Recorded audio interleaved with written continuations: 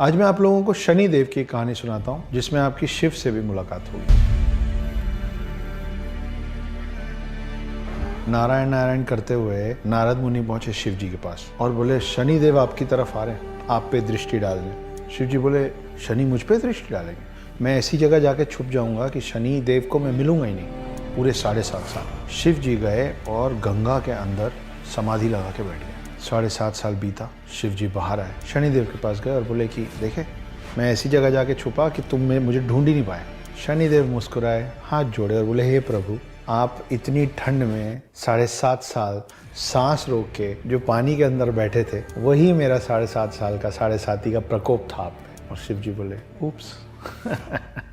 तो ये एक कहानी है जहाँ पे आपको ये समझ में आता है कि शनि देव की दृष्टि से भगवान भी नहीं बच पाते। तो सबको एक एक शक्तियाँ दी हुई हैं और सबकी शक्तियाँ, जो जिसके पास जो शक्ति है वो उसमें सबसे ज़्यादा महारत है, और हर कोई दूसरे की शक्ति और दूसरे का असर है उसका सम्मान करता है। तो अब हमने एक शनि की कहानी आपको सुनाई जिसमें शिव जी भी थे। अब हम आपको एक शिव जी की कहानी सुनाते हैं, लेकिन वो शिव जी की कहानी कम और गणेश जी की कहानी ज़्यादा है।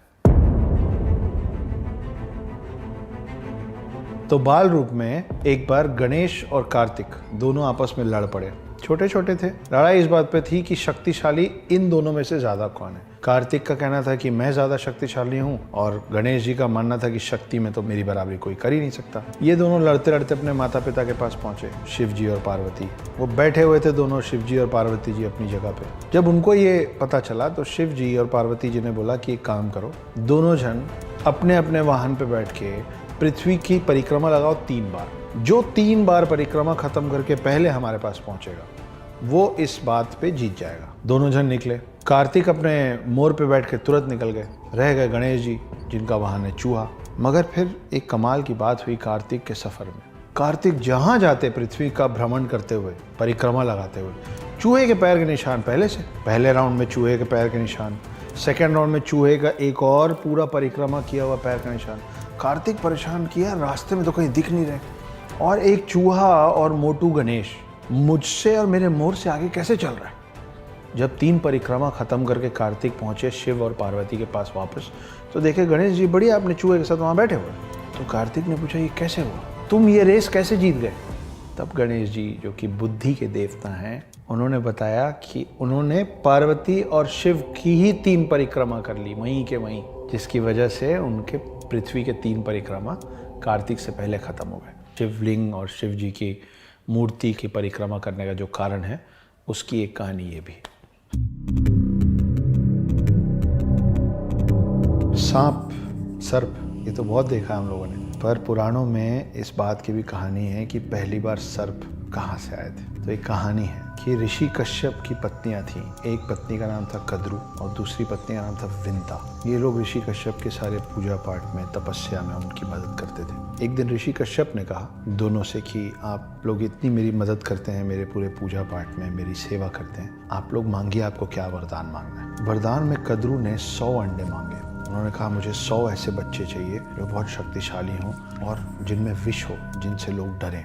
कश्यप ने तथास्तु कह दिया। कद्रू को मिले 100 अंडे। उन सबको अलग अलग पोटलियों में रख दिया गया सेकने के लिए, ताकि वो हैच हो सकें, वो फूट सकें समय आने पे। अब बारी थी विंता की। विंता ने बोला कि मुझे भले कम बच्चे दीजिए, लेकिन कद्रू के बच्चों से ज्यादा शक्तिशाली बच्चे चाहिए। ऋषि कश्यप ने बोला तथास्तु। उनको मिले 2 बड़े अंडे। उन 2 बड़े अंडों को भी रख दिया गया सेकने के लिए, ताकि जब वक्त आए तो उसमें से एक पूरा बच्चा निकले। ये जो 100 अंडे थे छोटे छोटे, ये एक एक करके फूटने लगे। जब उनका वक्त आया, उसमें से अलग अलग नाग निकलना चालू किए। उसी में से एक नाग है वासुकी, जो शिव जी के गर्दन पे होता है। शेष नाग और जितने भी बड़े प्रतापी नागों का नाम हमारे पुराणों में है, सब कद्रू के बच्चे हैं।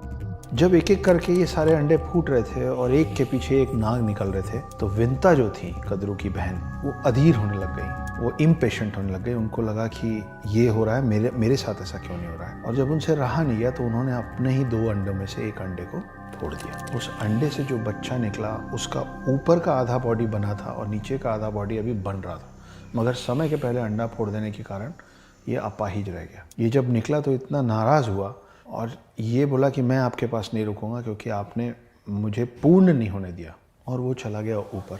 अब विंता बहुत ही पेशेंटली इंतज़ार करने लग गए अपने दूसरे अंडे के फूटने का। जब दूसरा अंडा फूटा तो उसमें से जो चीज़ निकली वो था गरुण। गरुण कौन है? गरुण है विष्णु जी का वाहन। और जो गरुण का भाई था जो पहले ही ऊपर जा चुका था, जिसका नीचे का शरीर नहीं है, उनका नाम है अरुण। आज की डेट में अरुण कौन है? सूर्य देव के जो 7 घोड़े हैं, उनका जो रथ है, उस रथ का सारथी जो है वो विष्णु के वाहन गरुण का भाई अरुण है। तो अरुण है सूर्य देव के सारथी और गरुण है विष्णु देव के वाहन। और कद्रू मतलब सारे सांप, और विंता के बेटे मतलब गरुण और अरुण, ये दोनों 2 बहनों के बच्चे हैं और इनमें बहुत ज़्यादा दुश्मनी है। गरुण जो हैं वो नागों के बगल में खड़े नहीं हो सकते और नाग गरुण से बहुत ज़्यादा नफरत, घृणा करते हैं। तो ये है कहानी गरुड़ के बनने की और पृथ्वी में पहली बार सांप आने की।